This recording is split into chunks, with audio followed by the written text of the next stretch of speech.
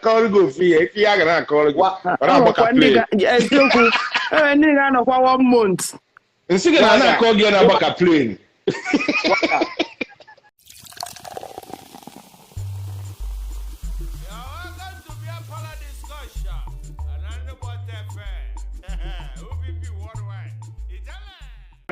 Hey. Allo. Brigwe. All right. Brigwe na ka afa ga bi sagbo. Manchester.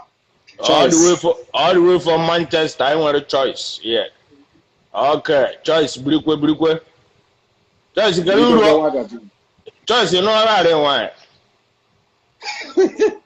If I even mark agonka. Mbara anwekwa ndị oke mbi nọ na league ga na-ekwe ekwa still. Mba anọ go iri. Okay, ari 10 years into the marriage. Very, very good. Ebe a ebe na-ebido ege mmadụ ntị. 10 years into the marriage. Ịrụ ọkpụwo ya ka ị bụ na ibugo kpụwo ya. Yeah. So Okay, ọ baga arụ. Ọ na-atọ ụtọ. Okay, ọ na-atọ ụtọ. Fabrice, adị ka Fabrice. Ọ na-atọ ụtọ.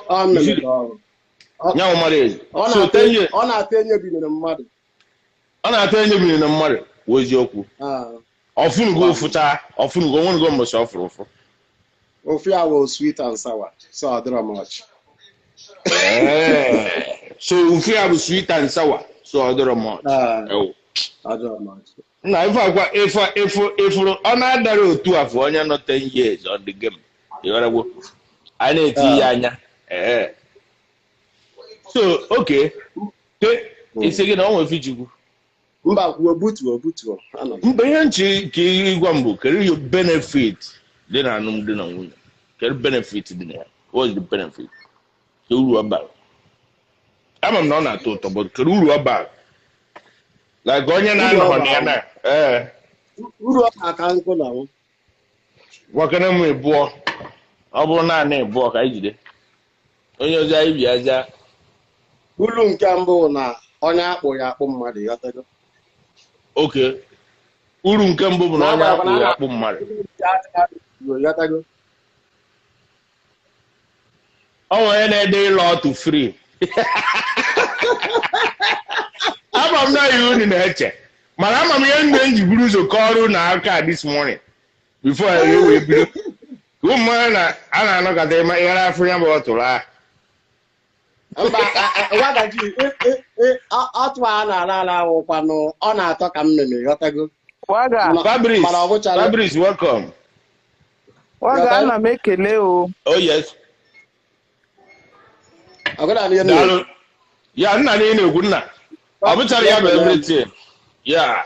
Ọ na-atọ ka mmemme na ọhụrụ ya bụ ibe niile. Mba ọ nwere ka ọ ga-esi bụ onye abụ ibe. Maka na ịnụọ nwaanyị fụ na ọtụ a na-ezuruzi ya ezuru. Ọ nọzikọrọ ntị. Okay, ngwa ka anyị nụnụ fọm ndị ọnụ ụmụ nwaanyị a na-ekwu okwu. Fabrice. Kedu benefit dị na alụmdi na nwunye? Njụka na gị ajụjụ. Benefit ọkwọ ka nkụ. Unu ịma na ikwu na onye ọbụla ajụrụ okwu a ka nkụ. A na-eri nri free. Ị ga na-eri nri free. Free food. You know? All types of food ị na-eri ya free. Itete irie, isi ụtụtụ irie. Ịma, for 1 year now, anyị na-arụ ọrụ from home. So, ọzi kụrụ gawa. Okay, ị nwere ike na-apị kọmputa na-eme otu a na-apị kọmputa. I'm telling you, manager gị anaghị excuse before na-akpọ gị na phone. Ọ sị anyị akpọrọ na phone kwa na-apị kọmputa. Kọmputa na a ga-enwe high rate of death. Ihe a ga-amụ n'izu a. Ọgwa ndị niile nọ almost ndị oyi m niile mmacha n'obodo a dị ime. Ọ latara ka a na-ala na ya na-ala kịta ahụ lasad. Ọ na-adị ụtọ, ọ dịpendi eri ahụ waga yọtago. Unu ọ na-apụ ilo? Mba normal. Anyị na-apụ ilo. Apart from corona, ịma na abịakwa na ihe na like obodo oyi na-atụ like Europe. Ọ gwụchara maka corona yọtago. Okay. Time oyi a na-ala otu ọfụma. Then summer amụba nwa yotago. So it has been like that. Oh. Ndị mmadụ dị busy na-ekwu ịlọ otu n'efu. Eziokwu na corona bịakwa butuzie the thing na anọzi lockdown yotago. Corona buturu the thing gboo. Kwuo n'eziokwu. Biko ụmụ ibe m n'ebe a kwuo n'eziokwu ka m nweta ebe point a na-ekwu ọ bụrụ corona ka m na-ekwu. Ịlọ otu bụ benefit alụmdi na nwunye. Ọ ife na-afụ na comment section. Ịlọ otu free. Mba ọbụla ya. Onye abụrụ benefit. Ọbụla ya waga na ihe oji na-ebolu ya. Achọrọ m ihe siri ike one something. Asị m nọ na-enye ebe abụrụ benefit alụmdi na nwunye na-enye. Peace of mind. I want to see peace of mind. Auto na Boniki Bam. The highest benefit, Kanzaga, the highest benefit, one, more yes, companionship. Companionship. Free toto. You were companionship from somebody they are married to. That's another thing. Yeah. So, Obona one. For only not married to, but the commitment I'm there. Training kids together. Yes. Anodi, ije bata ụmụaka na-amagharị gị n'alụ eweta nni erikọ nni ọnụ onye ọbụla dị happy enwere benefit ọzọ ịchọ. That is the highest benefit as long as na the family dey unite not it together. Okay, so that nwoke na nwaanyị nọ dị as husband and wife na-ene na ụmụaka na-eto enwezi ya ọzọ ịchọ. Okay, that family, so family will benefit. Let's say family. Ikwu ndị America dị busy ede ikwu. Kedu ihe ọma? Agwagwa m unu. Iwegwu ike nụọ nwaanyị mara kpaka m akọrọ gị ofu ihe ife ya gara akọrọ gị. Ọra agbaka play. Eziokwu. Ndị ga-anọkwa 1 month. Nsị gị na-akọ gị na agbaka plane. Otego nọ na OPP from mgbe ebido mebe give away before I wee chịkọ OPP all the time. Mana obido from give away mgbe a ga-abịa na-eke ego n'agbanyeghị Kenya kwa mgbe ahụ. Otu onye na gị na-achọ ego ị na-ekete. Mana ịgbago ọbụchara ịlọ ọtụ. Inwe nwaanyị nwere ike before ọ na-enwekwe stages. Mgbe ahụ a na-achụ ụmụaka ịmana anụ nwaanyị before ịmadụ nwaanyị adị ime ma Chukwu soro kwuo 9 months nwaanyị dị ime show ga-adị one corner. Nke ịmana nsị onye za ibi aza ịmana efe nkwu onye za nwanne ya za ndị mmadụ ka na-ekwusi ikpu ike na comment section. I need to get those people online. Kitchen DJ Kitchen you want nsogbu anụgo m ihe ikwu family ọ ihe iritere. Let's hold on that. Afọ ndị nwere objection. Asịkwa na amanla ala aga na anyị ya tago. Okay, ya dịrị nke ọ na-anyụrụ enwere ihe a na-ekwu.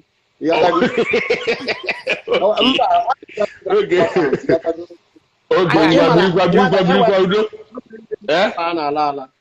Ọ dị otu a na-ala ala ọ dị very important. Ịmana companionship ahụ and family ahụ ọ tụgbara ya okirikiri. Because before ị ga-adị ịmana before ị chọọ ịlọ ọtụ ị ga-adị happy. Oh yes. Ịlacha enwekwa another version. Enwekwa angry ọtụ. Enwekwa ndị na-alakwa ya na n'iwe na ọnụma.